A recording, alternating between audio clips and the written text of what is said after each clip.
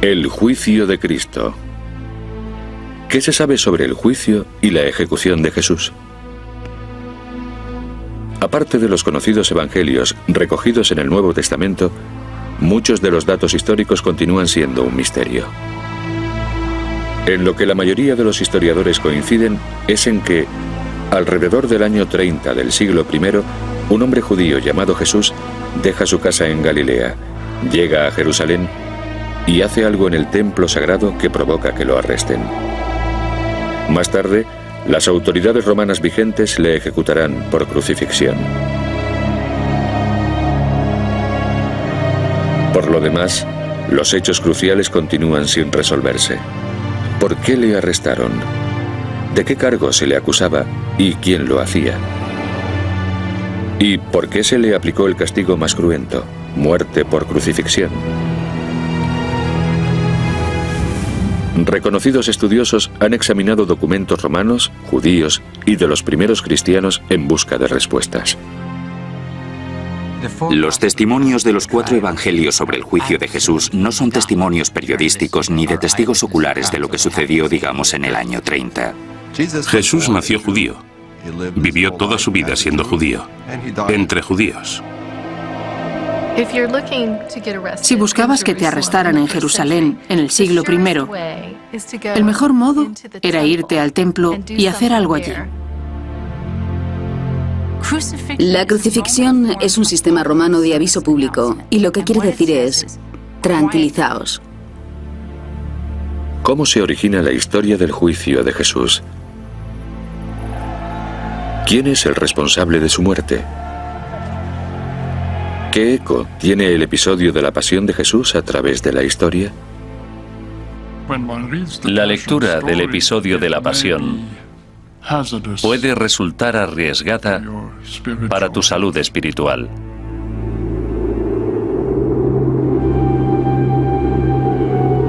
En los albores del siglo I, la antigua Palestina era un territorio turbulento y violento. 1000 años atrás, el pueblo de Israel, los seguidores de los mandamientos de Moisés, situaron su centro religioso en la capital judía de Jerusalén. Su creencia en un Dios único e invisible les aleja de sus vecinos paganos, incluyendo Roma. En el año 63 a.C., cuando el Imperio Romano está en plena expansión, los ejércitos romanos encuentran una fiera resistencia en Judea. Tras 3 meses de asedio y tras dar muerte a miles de judíos, Roma toma Jerusalén. Los judíos, al igual que otros pueblos conquistados por los romanos, fueron esclavizados progresivamente. Los dirigentes romanos cobraron duros impuestos a los judíos e impusieron la ley marcial para salvaguardar el orden. Los romanos administraban su imperio de un modo muy pragmático. Les bastaba con que sus súbditos pagasen sus impuestos y mantuviesen la paz. No les exigían que les quisieran, no les exigían que creyesen en su imperio. Solo querían que estuvieran tranquilos y que pagasen impuestos. Para mantener la paz en la región conflictiva, los romanos nombraron a Herodes el Grande como rey de los judíos. Según el historiador del siglo I, Josefo, Herodes y sus sucesores utilizaban la tortura y el asesinato para consolidar su poder y acabar así con el disentimiento de los rebeldes judíos. El judaísmo no fue un movimiento monolítico. Había oportunidades para protestar, para profetizar, para crear agitación de modo religioso y social. En aquella época, en Judea, abundaban los líderes proféticos que anunciaban la llegada de los últimos días, el momento en que Dios intervendría para establecer un reino justo en la tierra, libre de Roma. Se podía escuchar una voz enfadada que se levantaba desde el desierto y atravesaba el río Jordán. Era la de Juan el Bautista. Juan el Bautista creía evidentemente en que tendría lugar una visita o intervención divina para el juicio en un futuro próximo. Por eso hacía un llamamiento de arrepentimiento al pueblo, para que estuviesen preparados. La fama de Juan el Bautista crecía entre los judíos. Sin embargo, se enfrentó con las autoridades cuando acusó a Herodes Antipas, sucesor de Herodes el Grande, de violar la ley judía con un matrimonio ilegítimo. Como venganza personal y sin juicio, Herodes le hizo decapitar. De este mundo judío tumultuoso, sobre el año 27 del siglo I, surge uno de los seguidores de Juan el Bautista, Jesús de Nazaret. Era un hombre santo, un profeta, un mago, un sanador. Y a la vez que él hacía todo esto, por lo que sabemos, muchos otros también lo hacían en la sociedad judía del siglo I. Jesús se separa del movimiento de Juan y sigue su propio camino. Mientras que Juan el Bautista era un hombre lleno de odio que estaba en la parte oscura, Jesús fue un revolucionario de la bondad y no del odio. Y eso es lo novedoso. Jesús viaja a través de la Judea ocupada por los romanos, predicando a los judíos oprimidos sobre una comunidad de no violencia y de igualdad. Al principio apenas suponía una amenaza para los romanos, pero cuando comenzó a anunciar un nuevo reino, se convirtió en una ofensa directa contra el poder romano. Los romanos habrían comenzado a pensar, espera un momento, no estamos en una sociedad de igualdad, debemos dirigir el mundo dentro de un sistema jerárquico. El emperador en lo alto de la pirámide y el resto tiene que estar en algún lugar por debajo de él. Los romanos se tomaron su tiempo para darse cuenta de que, por supuesto, aquel movimiento podía suponer una amenaza política. Los pasajes bíblicos fueron interpretados por muchos como la predicción de que un nuevo reino de Dios llegaría durante una de las 3 festividades anuales judías. Pero sobre todo se reunía gran expectación alrededor de una en particular, la Pascua. La Pascua era una de las festividades de peregrinaje en las que miles de judíos acudían a Jerusalén para realizar ofrendas en el templo. De este modo conmemoraban el éxodo de Egipto, así que era natural que los judíos centrasen sus esperanzas en la llegada de un nuevo éxodo. Cuando los judíos se reúnen para celebrar el éxodo de Egipto, de la esclavitud a la libertad, hay grandes esperanzas de que un nuevo líder, un Mesías, aparezca para liberarlos de sus nuevos opresores, los romanos. Pero las tensiones también son grandes, y los romanos, conscientes del potencial de revuelta, envían miles de tropas a Jerusalén. En este entorno explosivo, Jesús hace su aparición. La escena del crimen está servida.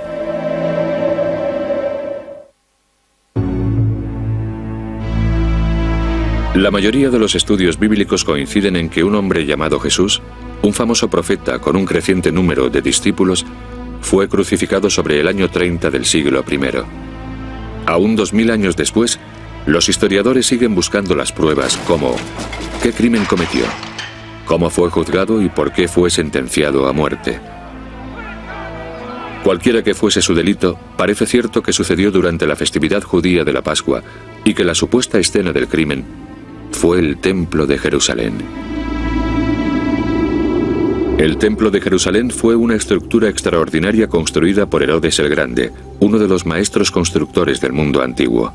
Se comenzó a construir en el 19 a.C. y se levantó con el esfuerzo de miles de trabajadores que lo terminaron después de varias décadas.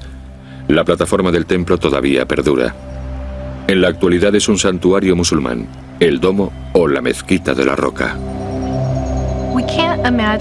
No debemos imaginarnos el templo simplemente como un edificio en el que entrar. En realidad, era una serie de patios junto con una inmensa plataforma construida sobre una colina. Era tan grande que si nos ajustamos a las medidas modernas, podría equivaler a 5 o 6 campos de fútbol. Unos 35 acres ocupaba la plataforma. El Templo de Jerusalén no era solo un lugar de culto, también era un centro para el pueblo, para una nación, un lugar sagrado, un lugar de peregrinaje, un sitio de reunión, el corazón de la aristocracia de esa tierra. El templo también era el centro de muchas redes sociales y poderosas de la sociedad.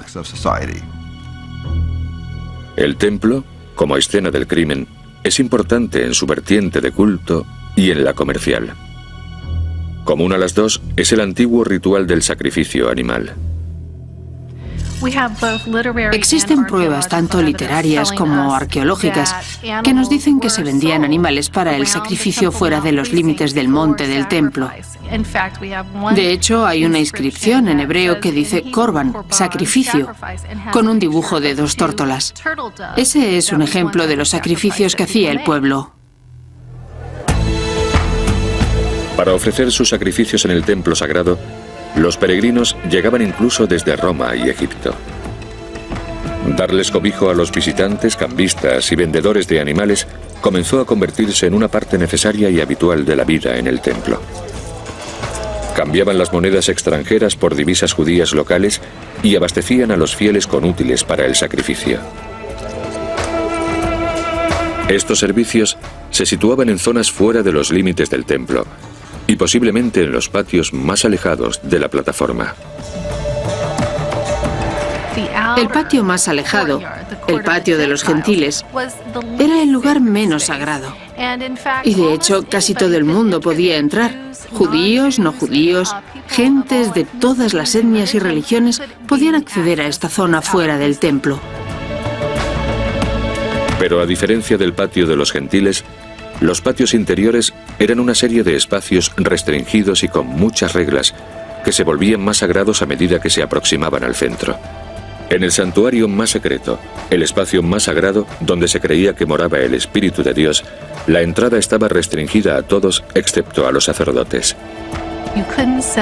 Uno no podía ir a los sitios que le apeteciesen. Existen pruebas arqueológicas, grandes inscripciones en piedra, que explican quién podía entrar en la siguiente estancia. Y si infringías ese orden, la pena era la muerte. En períodos como la Pascua, con miles de peregrinos convergiendo en el templo, el control de la multitud es una tarea importante. Si las autoridades religiosas no pueden mantener la paz y el orden, hay otra autoridad que sí puede. Las autoridades que dirigían el templo eran sacerdotes judíos. Llevaban a cabo los rituales en el templo y ayudaban en la disposición de las leyes, definiendo a quién se le permitía acceder al templo. Pero si nos fijamos en la estructura del templo, reconocemos de inmediato que en la esquina noreste había una fortaleza romana enorme, con garitas, donde se situaban los soldados romanos. Así que lo que vemos es un templo en tierras ocupadas por los ejércitos romanos y supervisado por las autoridades romanas. Estamos en el año 30, celebrando la festividad de la Pascua, el éxodo de los israelitas desde Egipto. Los profetas están predicando la libertad. Los judíos están rezando para que un nuevo Salvador como Moisés o el rey David vuelva a liberarlos. Y los romanos están fuera con todos sus efectivos para apagar cualquier foco de rebelión. La esperanza de los judíos en que Dios intervendría en la historia en uno de los festivales de peregrinación era tan fuerte que los gobernadores romanos decidieron estar en Jerusalén durante los festivales para que si algo sucedía estuviesen preparados para acallarlo. Es entonces cuando, según dicen los evangelios, Jesús entra en Jerusalén y la multitud le aclama como rey. Jesús se dirige al templo y ofende a las autoridades. Marcos 11, versículo 15. Y entrando en el templo, se puso a arrojar a los que allí compraban y vendían. Volcó las mesas de los cambistas y los asientos de los que vendían palomas. Y les enseñaba diciendo: ¿no está escrito que mi casa ha de ser casa de oración para todas las gentes? Pues vosotros la habéis hecho cueva de ladrones. La actitud radical de Jesús enturbiando la paz e interrumpiendo las actividades del templo habría bastado para considerarlo un delito según las leyes del siglo I. Y cuando invoca las fieras palabras del Viejo Testamento del profeta Jeremías, ya ha sobrepasado los límites en su crítica a las autoridades del templo. Lo que Jesús hizo en el templo, citando a Jeremías, es destruir el templo de un modo simbólico. Acaba con su base fiscal, con los impuestos, con los sacrificios. Es igual que si alguien entrase en un destacamento en la guerra de Vietnam y salpicase de ketchup todos los documentos. No acabaría con la guerra, ni destruiría al Pentágono, ni siquiera al destacamento, pero se trata de un acto de negación simbólica y profética. La mayoría de los estudiosos opinan que los actos de Jesús en el templo desencadenaron su arresto. Es el líder del famoso movimiento. Se dirige directamente al templo, al corazón religioso y al centro político de Judea, y causa destrozos materiales. Todo ello bajo la atenta mirada de los nerviosos judíos y de las autoridades romanas que están en alerta por la posibilidad de revueltas e insurrecciones. Sin embargo, el delito de Jesús, según se describe en los evangelios, queda cubierto de misterio para los historiadores. ¿Por qué se le permite a Jesús abandonar el templo indemne? Al fin y al cabo había policía en el templo y los romanos estaban allí al lado en su fortaleza y podían haber llegado en 5 minutos. Esto habría conducido al arresto de Jesús allí mismo, en aquel mismo momento. No creo que sea una historia plausible. En la historia, Jesús actúa en el templo y continúa yendo a Jerusalén a predicar durante los días posteriores. En realidad, seguramente hubiesen arrestado a Jesús en el momento y posiblemente habría sido ejecutado poco tiempo después. Algunas personas dicen que no le arrestaron inmediatamente. Los romanos no enviaron a sus tropas. La policía del templo no le arrestó porque solo había sido un pequeño acto simbólico. Creo que si lo hubiesen considerado algo importante, se habrían tomado medidas. Pero el templo, el sumo sacerdote y los romanos debieron de haber considerado que no era inteligente entrar y capturarlo en el momento. Puede que por eso le arrestaran unos pocos días más tarde. Todos los evangelios recogen que Jesús no fue arrestado por este delito inmediatamente, sino noches más tarde, en el jardín de Getsemaní. Una multitud armada y los guardas del templo se aproximaron, y Judas identificó a Jesús con el infame beso. Con espadas y garrotes, los guardas apresaron a Jesús. Ni la historia ni las escrituras describen su encarcelamiento.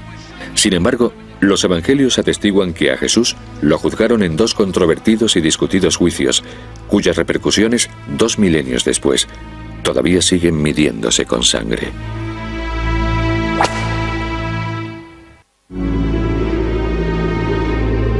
El juicio de Jesús sigue siendo uno de los juicios más famosos y enigmáticos de la historia.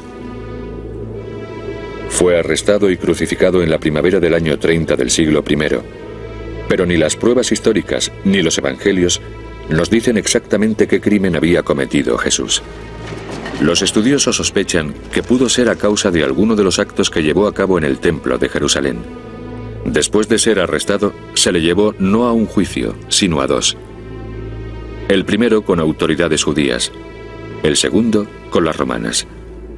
Sin embargo, no existen informes romanos ni judíos sobre tal juicio. Por ello, los estudiosos deben confiar en los indicios de los evangelios escritos 40 o 60 años más tarde. Opuestamente a la creencia popular, los evangelios no fueron escritos por los discípulos reunidos alrededor de Jesús en la última cena. Son obras anónimas que posteriormente adquirieron los nombres de los primeros seguidores de Jesús. Los escritores de los evangelios no conocieron a Jesús ni presenciaron su crimen, ni su juicio, ni su sentencia. El episodio del juicio de Jesús en los 4 evangelios en Mateo, Marcos, Lucas y Juan no es un episodio periodístico ni de testigos oculares que recojan lo sucedido sobre el año 30. Estos fueron escritos entre el año 70, 80 y 90, al menos 40 o 60 años después de la muerte de Jesús. Jesús estuvo en activo a finales de los años 20 y principios de los años 30 del siglo I, mientras que el primer evangelio lo escribió Marcos 35 años después, y los otros todavía más tarde. Así pues, en ese intervalo hubo mucha tradición oral. Algunas cosas se olvidaron, quizás otras se adornaron o embellecieron. Es difícil estar seguro de los acontecimientos. El primer evangelio, el de San Marcos, dice que el primer juicio de Jesús fue frente a un tribunal judío llamado Sanedrín. Algunos estudiosos defienden que el Sanedrín era un tribunal supremo, otros que era una especie de senado. Yo creo que no era ninguna de las dos cosas. Mi punto de vista es que el Sanedrín era un organismo ad hoc que se reunía de vez en cuando para aconsejar a los sumos sacerdotes. Formado por aristócratas, sacerdotes y ancianos, el Sanedrín trataba asuntos relacionados con la ley judía como la profanación del sábado, el culto a los ídolos y la blasfemia al Dios de Israel. Era asunto del sumo sacerdote Caifás interrogar a Jesús y emitir su veredicto. Según San Marcos, cuando da comienzo el juicio del Sanedrín, los sacerdotes llaman a los testigos que aseguran que Jesús amenazó con destruir el templo. Pero los testimonios no concuerdan y las autoridades proceden al interrogatorio tomando otro cariz. Le preguntan a Jesús si él es el Hijo de Dios. Marcos 14, versículo 61. De nuevo, el pontífice le preguntó: ¿Eres tú el Cristo, el Hijo del Bendito? Jesús dijo: Soy yo. Y veréis al Hijo del Hombre sentado a la diestra de la Omnipotencia y venir entre las nubes del cielo. Caifás, sorprendido por la declaración de Jesús de que su sitio está al lado del Dios de Israel, se rasga sus vestiduras como marca la tradición para mostrar su descontento. Entonces el pontífice exclama: ¿Qué necesidad tenemos ya de testigos? Habéis oído la blasfemia. ¿Qué os parece? Y el Sanedrín condenó a muerte a Jesús. Era una blasfemia que Jesús se pusiese a sí mismo en el mismo nivel de Dios. En la tradición judía, que alguien se proclame Dios o Hijo de Dios es una blasfemia, porque solo existe un Dios de Israel. Según la ley judía, Jesús es culpable de blasfemia, un delito que tradicionalmente conllevaba la sentencia de muerte por lapidación. Pero bajo la ocupación romana es una sentencia que al Sanedrín no le está permitido aplicar. Podemos estar seguros de que ni el Sanedrín ni ninguna otra institución judía podía imponer la pena de muerte, dado que la hegemonía romana no iba a permitir a los locales y a los nativos alcanzar tal grado de autoridad. Siguiendo la ley romana, el Sanedrín lleva a Jesús a manos de la autoridad romana que podía, y así lo hacía, ejecutar a los criminales. Pero el Sanedrín y los romanos tenían ideas muy distintas sobre qué delitos debían de ser castigados con la muerte. Ninguna acusación de blasfemia, por muy completa y detallada que fuese, hubiese inquietado a los romanos. No les preocupaban las blasfemias judías. Les preocupaba, y mucho, cualquier elemento subversivo contra la ley y el orden romanos. Lo que las autoridades romanas encontraron subversivo fue que Jesús se proclamase rey o Mesías. En el siglo I, la imagen del Mesías era la de un rey que liberaba al pueblo de la opresión. En la época de Jesús, entre el pueblo existían esperanzas diversas en que llegaría un líder del pueblo en los últimos días o en la nueva era. Así que esperaban a un sumo sacerdote último y definitivo, a un profeta último y definitivo y también a un rey último y definitivo. Cuando se refieren a Jesús como el Mesías, es la imagen de un rey ungido, un rey definitivo de los últimos días. Los romanos no podían tolerar que nadie se proclamase rey. A la mañana siguiente, tras la audiencia con el Sanedrín, Marcos cuenta que se llevan a Jesús al cuartel general de los romanos, donde será juzgado por el gobernador romano de Judea, Poncio Pilato. Pilato es una figura histórica real, atestiguada en varios medios. Por ejemplo, se descubrió una inscripción en Cesarea, en Israel, con su nombre y su título. Sin embargo, nuestra fuente principal es Josefo, un historiador judío que escribió en el siglo I de nuestra era. Según Josefo, Pilato tenía una personalidad fuerte y despiadada. Dos documentos distintos del siglo I transmiten que Pilato era brutal en exceso. En el año 26 sofocó una rebelión judía por medio de agentes camuflados que se mezclaron entre la multitud golpeando y asesinando a los participantes. En el año 36, Pilato envió a su caballería para degollar a miles de peregrinos samaritanos durante una festividad religiosa. Demasiado brutal incluso para el criterio romano. Se le envía a Roma y es destituido de su cargo por la masacre. Ahora, en la segunda fase del juicio, Pilato, la suprema autoridad de Judea, conocido por su crueldad, interroga a Jesús. Marcos 15, versículo 2. Pilato le preguntó, ¿eres el rey de los judíos? Y él le contestó, tú lo dices. Que Jesús se proclamara rey de los judíos o que el pueblo le aclamase como rey de los judíos era un acto revolucionario. Era como decir, no queremos una provincia imperial con un gobernador romano, queremos tener nuestro propio rey. Los romanos tenían el monopolio del nombramiento del rey de los judíos, así que llamar así a Jesús de manera que se entendiese rey de los judíos sería inmediatamente un punto álgido de conflicto con Pilato. Jesús no niega las acusaciones de reinado, y con Pilato como juez y jurado, el destino de Jesús parecía sellado. Pero en este punto, la historia de los evangelios toma un giro curioso. Los evangelios recogen que, de acuerdo con la tradición de clemencia de la Pascua, Pilato ofreció al pueblo que eligiesen entre liberar a Jesús o a otro prisionero, Barrabás, silencioso y homicida. Marcos 15, versículo 11. Pilato de nuevo les dijo, ¿qué queréis, pues, que haga con el que llamáis rey de los judíos? Y ellos gritaron otra vez, ¡crucifícalo!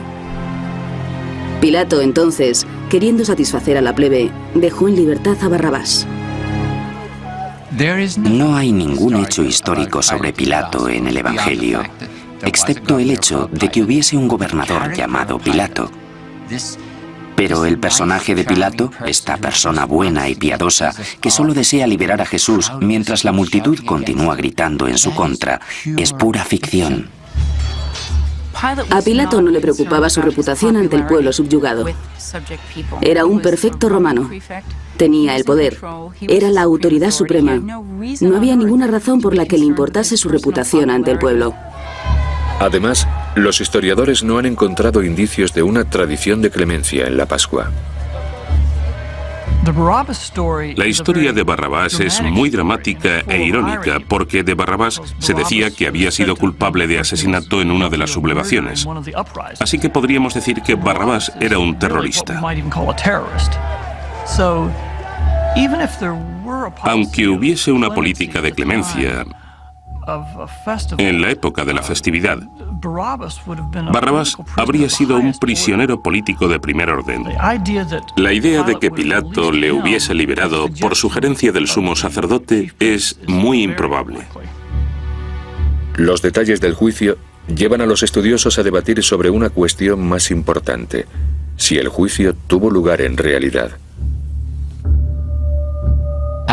No estoy convencido de que hubiese un juicio en el sentido de la palabra, ni siquiera una audiencia. Creo que se trató a un nivel mucho más bajo de decisiones policiales durante un episodio muy peligroso de la Pascua, cuando la más ínfima cosa podría haber originado una revuelta o incluso una insurrección. Parece lógico que la policía del templo arrestara a Jesús cuando no estaba rodeado de la multitud.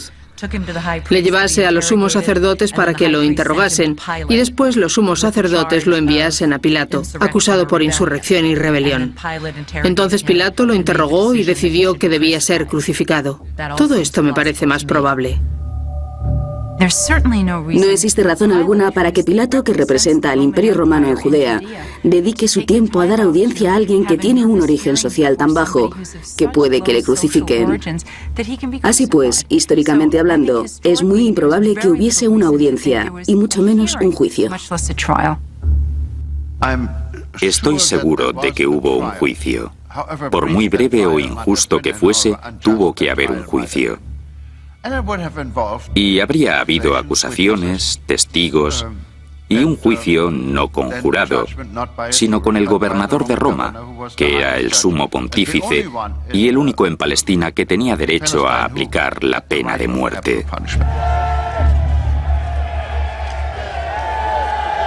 El primer documento que comenta este hecho es del historiador Tácito, unos 80 años más tarde. Dice: Cristo fue ejecutado como un criminal por el procurador Poncio Pilato durante el reinado de Tiberio. Hubiese en realidad un juicio o no, Marcos relata que Pilato libera a Barrabás y que entregan a Jesús a sus ejecutores. está a punto de enfrentarse a una de las formas de tortura y muerte más crueles que se conocen en la historia: el azote, la laceración sistemática de la carne, seguido de la crucifixión.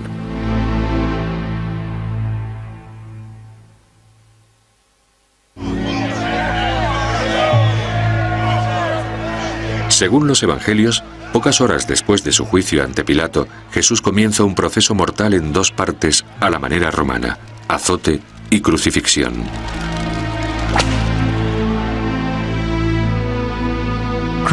La crucifixión comenzaba habitualmente golpeando y azotando a la víctima, hasta que la sangre corría por el cuerpo magullado para debilitar la resistencia de la persona.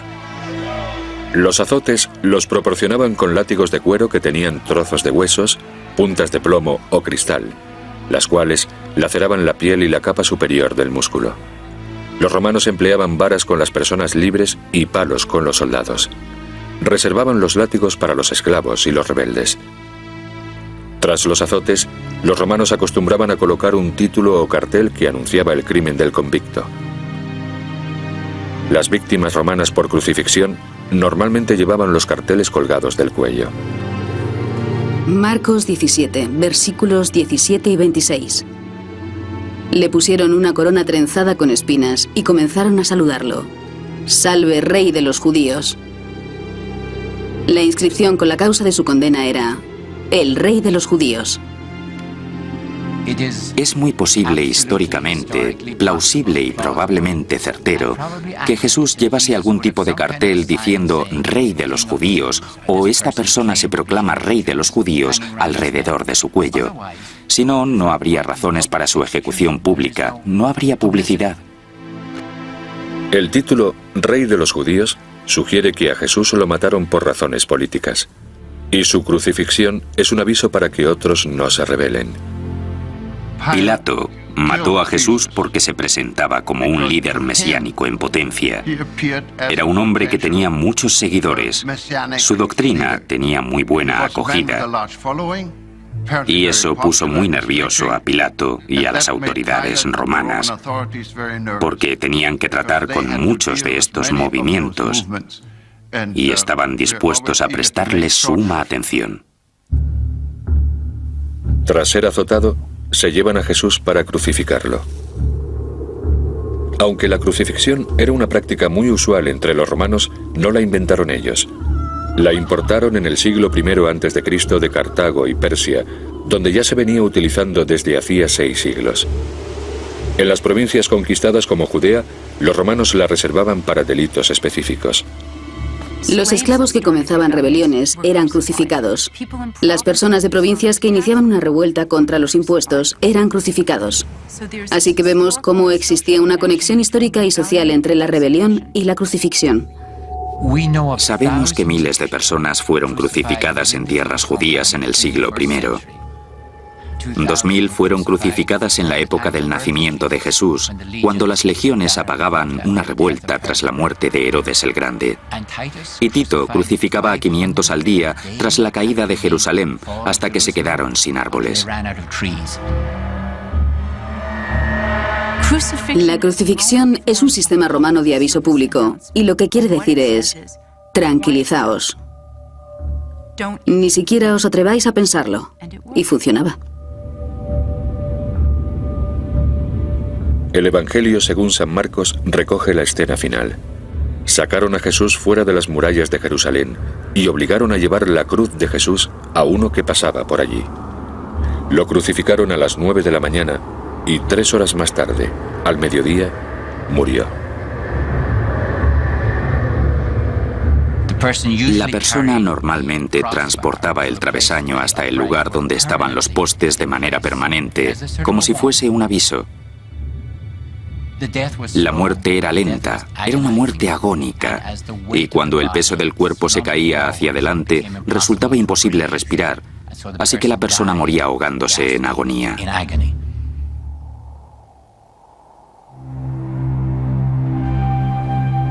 La ejecución pública de Jesús es un aviso para otros que representaban una amenaza a las autoridades. Pero, ¿qué sucedió con los seguidores de Jesús? Los evangelios dicen que a Jesús lo crucifican junto con ladrones, no con miembros de su movimiento. El hecho de que crucificasen a Jesús solo y no con sus seguidores puede indicar que la rebelión no había avanzado hasta un estado en el que necesitasen deshacerse del grupo entero. El hecho de que los seguidores de movimientos proféticos similares fuesen crucificados, mientras que no fue así con los del movimiento de Jesús, indica que aunque consideraban a Jesús como una amenaza, el movimiento aún no era lo bastante grande como para que el Imperio Romano se preocupase de ir a la caza del resto de sus miembros. Aparentemente, en este caso, Pilato ya estaba satisfecho. Si tenía a la cabeza visible, no le hacía falta más y probablemente el resto de los miembros se disgregase después. La ejecución de Jesús representa un golpe traumático para sus seguidores. ¿Cómo pudo el Mesías, aclamado rey tan solo unos días antes, terminar ejecutado como un delincuente más? Tendrían que pasar 40 años hasta que en la siguiente generación a la de los seguidores de Jesús se escribiese su historia en los evangelios. El modo en el que describen el juicio cambiará el curso de la historia de los próximos 2000 años. Se trata de la ejecución más famosa de la historia. Y aún 2000 años más tarde, quedan cuestiones sin despejar sobre el juicio y los acontecimientos que condujeron a la crucifixión de Jesús. ¿Quién escribió la historia del juicio? ¿Por qué los detalles del juicio a menudo difieren con las fuentes históricas? ¿Y quién fue el responsable de la muerte de Jesús? El secreto sobre el juicio de Jesús puede que solo se encuadre en las décadas posteriores a su muerte.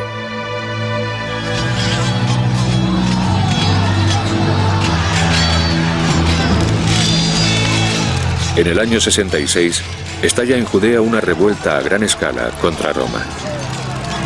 Con 80.000 tropas, Tito, el hijo del emperador, mata brutalmente a miles de judíos y se lleva a miles de ellos para convertirlos en esclavos. Sobre el año 70, Jerusalén yace en ruinas, el templo ha sido destruido y sus tesoros sagrados han sido llevados a Roma. En la época de esta catástrofe, los autores de los evangelios recogen la vida, muerte y el juicio de Jesús. Todos los evangelistas son judíos religiosos. Escriben tras la destrucción del templo. Y si perdemos de vista el contexto y las condiciones en las que los escritores de los evangelios están inmersos, no podremos comprender por qué las narraciones de la pasión están estructuradas de ese modo. En esta época turbulenta, se presenta un debate dentro del judaísmo entre dos grupos: los judíos que creen que Jesús es el Mesías y los judíos que no lo creen así. Cuando se escriben los evangelios, los cristianos todavía no existen o puede que estuviesen a punto de existir. Ser cristiano aún era un tipo de judaísmo y muchos cristianos eran judíos. Se trataba de una disputa interna que debía de solucionarse desde dentro. La división entre los dos grupos judíos se acrecentaba y ya sin el templo como núcleo, comenzó una separación oficial. Es en esta época cuando los evangelios comienzan a redactarse. Primero el de San Marcos, escrito alrededor del año 70, y el último el de San Juan, escrito sobre el año 90. Despacio, pero con firmeza, a distintos niveles y en diferentes lugares, los cristianos judíos comienzan a separarse de la corriente principal del judaísmo. En otras palabras, los judíos no aprueban la opción cristiano-judía, y esta sensación aumenta a lo largo del siglo I. A medida que las religiones se deterioran entre la corriente principal judía y los judíos que creen en Jesús, la historia sobre el juicio de Jesús comienza a cambiar. Empiezan a aparecer elementos nuevos en los evangelios posteriores que no estaban presentes en el primer evangelio de San Marcos. En el de San Juan se añade un diálogo filosófico entre Jesús y Pilato.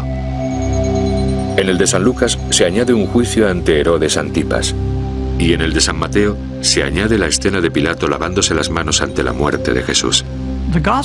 Los evangelistas intentan contar una historia dramática. Este es el motivo por el que Pilato parece más piadoso. Pero al mismo tiempo están intentando representar la ruptura con los líderes judíos. A medida que se desarrollan los evangelios, parece haber un esfuerzo creciente porque Pilato parezca un personaje más compasivo, que no desea ejecutar a Jesús, pero cuya mano se ve forzada a hacerlo por los líderes judíos. Lo que quieren decir es, sí, un gobernador romano lo ejecutó, pero en realidad no quería hacerlo. Sabía que Jesús era inocente. Eran sus compatriotas quienes querían librarse de él, y por eso el gobernador romano se lo entregó. A medida que los evangelistas rompen con sus propias comunidades judías, revelan estas tensiones en sus escrituras. El resultado es una secuencia de narraciones de la pasión que se vuelven más compasivas con Pilato y los romanos y más antagonistas con los judíos. Marcos habla de una multitud en los 70. Mateo en los 80 dice que todo el pueblo está en contra de Jesús. Y Juan en los 90 habla de los judíos, aunque el propio Jesús es judío. Esto refleja la alienación creciente de este grupo en relación a su propio pueblo. El versículo más controvertido de los evangelios está en Mateo 27. Exculpa completamente a Pilato y culpa claramente a los judíos. Mateo 27, versículo 24. Viendo Pilato que nada conseguía, sino que aumentaba el alboroto, tomó agua y se lavó las manos ante el pueblo diciendo: «Soy inocente de esta sangre, vosotros veréis». Y respondió todo el pueblo: «Caiga su sangre sobre nosotros y sobre nuestros hijos». Caiga su sangre sobre nosotros y sobre nuestros hijos. La frase solo se dice, por cierto, en el Evangelio según San Mateo. Significa sencillamente nos hacemos responsables de su ejecución. Sin embargo, ha tomado un significado horrible, como si de alguna manera responsabilizase a los judíos, no solo a los del siglo I, sino a todos los judíos, de la muerte de Jesús. Pero nadie ha sugerido nunca que todos los italianos fuesen responsables de la muerte de Jesús solo porque Pilato fuese italiano. Con el tiempo, las historias sobre el juicio y los últimos días de sufrimiento de Jesús a menudo se han interpretado culpando a todos los judíos por la muerte de Jesús, algo que nunca pretendieron los evangelistas. La respuesta se ha visto reflejada en un extendido antisemitismo. Desafortunadamente, a lo largo de los siglos, la escena del juicio de Jesús ha fijado en la mente del cristianismo una imagen negativa del judío. El judío era alguien que había matado a Jesús. En la Alta Edad Media, la imagen del judío como enemigo de Cristo y por extensión enemigo de los cristianos, esta imagen provocó resultados desastrosos para los judíos en muchas comunidades de la Edad Media. El antisemitismo enraizado en la historia del juicio continuó en las cruzadas, en la Inquisición, en los pogromos del este de Europa y en el Holocausto. En 1962, el Papa Juan XXIII convocó un concilio ecuménico de la Iglesia, el Vaticano II. En él se reconoció que la historia del juicio había sido malinterpretada durante siglos. El Concilio Vaticano II buscaba enderezar los registros, declarando que no se podía culpar por la muerte de Jesús ni a los judíos de la época de Jesús, ni a los judíos de hoy en día. Esto casi lleva al Holocausto, a comenzar una nueva maniobra de lectura de los textos y a reconocer en ellos el núcleo del desprecio hacia el pueblo judío.